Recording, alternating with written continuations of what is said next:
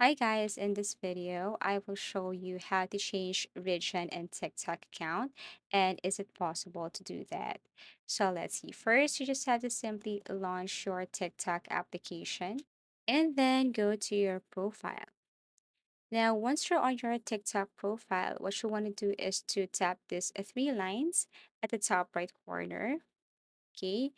And then you have to scroll down and click settings and privacy. Okay, tap this one here. And then here, what you want to do is to simply look for content preferences. So you have to scroll down and click content preferences. Now, some other TikTok users, they will see language under content preferences. But what I see here is just these options. Now, if you see a language preferences, you just have to simply click that one and you have to add another language in order for you to see other contents on TikTok aside from English or your main language. Okay. But if you click language right here below playback, you will see here option like app language. So if you click this and change this to other language, it doesn't do anything but just change the language on your TikTok.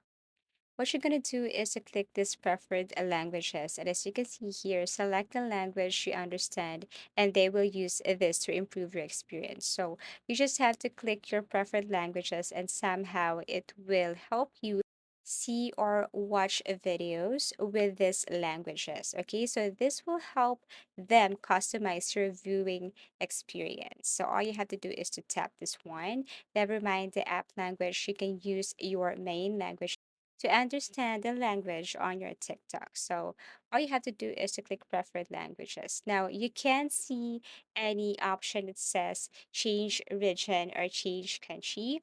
It's not possible here on TikTok. Maybe in the future, but not now. All you can do for the meantime or for this time is to look for preferred languages so that they can help you filter or show some videos with these languages that you have selected. So that's how easy it is to change TikTok username before 30 days. So I really hope this video helped you. Thank you for watching and see you again in our next tutorials.